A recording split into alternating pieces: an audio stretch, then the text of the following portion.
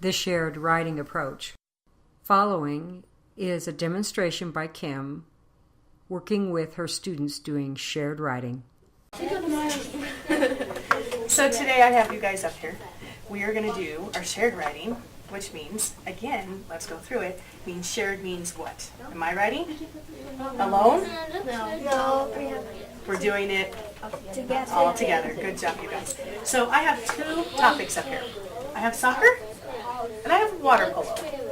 Which one would you like to write about today? Which topic do we know more about? Soccer. Oh, so remember, anytime that we get a chance to write about topics and we know something like water polo or badminton or tennis, those are great, but I'm going to go with the one that I know the most about, right? Because you guys are mentioning Marco, and I'm going to write Marco Polo up there.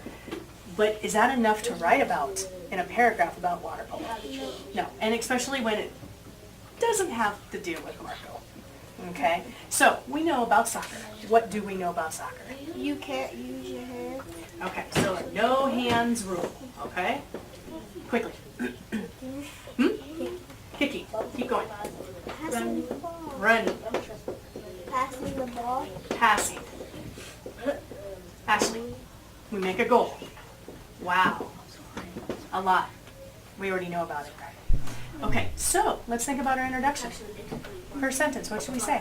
Remember, a couple weeks ago we were working on our introductions, and so we know that we have to have that clear topic sentence. So what would be a good topic sentence?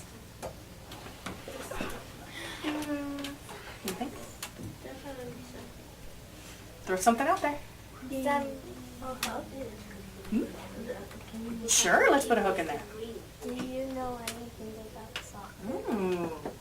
Do you know anything about soccer? It's a great hook. But now, how are we going to answer that? By the questions that we just answered and the Well, we're going to probably put this in our writing, right? Yeah. Exactly. But what would be our next sentence? You just asked your audience, do you know anything about soccer? and I will tell you. We will tell you.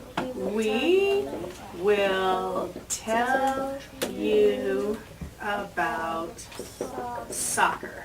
All right, we need our three main ideas. First, But wait. we need a transition to. But wait, we're still in our intro though, aren't we? Oh. So we don't want our transitions yet. We need to have our three main ideas clearly stated. Is this going to help us get to our three main ideas clearly? We will tell you about soccer. Huh. Well, let's erase it. Let's try one more. So you asked your audience, do you know anything about soccer? And we could say maybe in soccer there are rules. In soccer, There are There- multiple rules. there are multiple. Look at you with your vocabulary. Multiple, several, multiple. Well, let's use several. I'll put that up here. Let's use several at a later date, okay? In soccer, there are multiple rules, like, No hands. like no hands. No. Think about, think, touch the ball. you can touch the ball. I like how you use the no hands up here, but remember in our introduction we have to have it has to be clear Yeah. and it has to make sense. So in soccer there are multiple rules like you can't Touch the ball. touch the ball with your hands.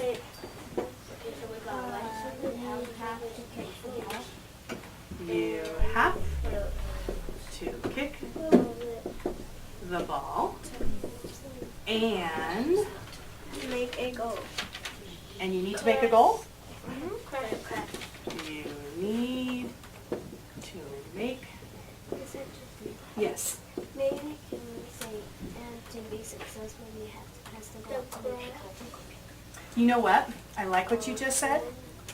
Where can we put that? If this is just our introduction, where can we put what you just mentioned? When you're talking about making a goal. We're going to put it in our details. So that, basically the reason you're up here with me today is we've already gone over introductions. Introductions don't seem to be your problem, your struggle area, okay? What was happening is you're struggling in the body of your paragraph, you guys. So what we're going to do is we're going to do this together, and we might have to erase and rewrite, and we can do that, right? Because when we're in the drafting stage, that's all about, is fixing and just coming up with all these wonderful ideas, okay? If this is what we want to talk about, you've just given me your 3 main ideas. In soccer, there are multiple rules, like you can't touch the ball with your hands, you have to kick the ball, and you need to make a goal, okay? Is rules the word you want to stick with? Well, yeah. Okay? You can always come back to it, okay? All right. So now we have our 3 main ideas. 1, 2, and 3, right? So what would be the first thing that we want to do? How do we want to get our audience excited about that first sentence? Maybe transition. Okay, we need a transition. Good. What transition would you like to use, Ashley? All right, so let's reread this. Let's start here. Another example to the rules of soccer is you can use any body parts other than your hands. Oh. For instance, you can use your chest, head, knees, and feet. Is something not right here? Another example to the rules of soccer is you can use any body parts other than your hands. Does that sound right? Talk to your team. Talk to each other about, do you want to keep that sentence that way, or can we change something in there? Okay? We could do also for soccer.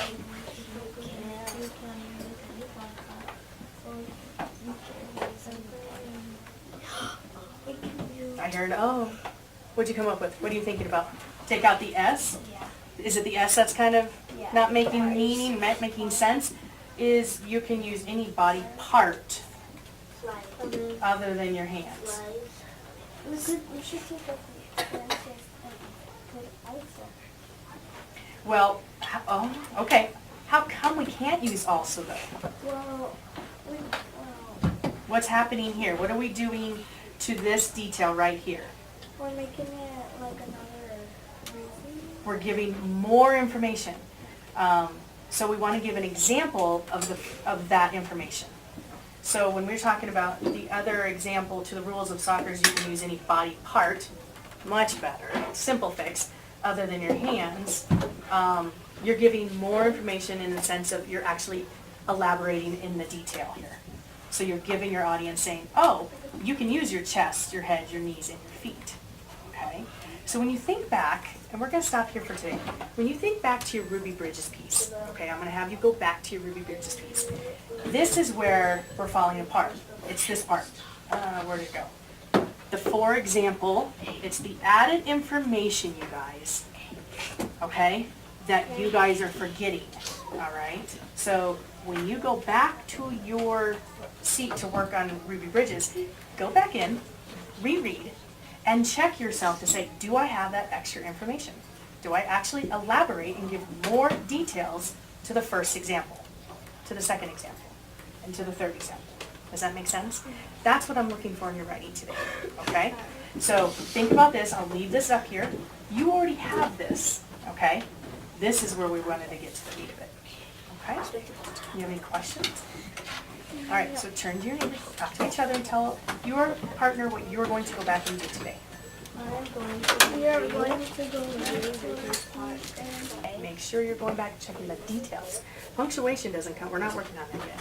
When we meet again this week, later this week, we can go back in and find if punctuation is the issue, Shissy, then we'll go back and we'll do one of these without punctuation. But that wasn't our focus today, all right? Ashley, what are you going to go back and do? Okay? Okay, you're going to double check. Make sure you have that extra information. What do you think? the same thing she said. The same thing. I don't know what she said. Tell me what she said. What are you going to go back and do? Go back to my seat and reread my Ruby Bridges paragraph and add And more. Yep, this is where, in fact, all of you have this missing. I guarantee that you'll find it, okay? But now the question is, what are you going to put in its place? What are you going to add? Okay? And we'll talk about it later.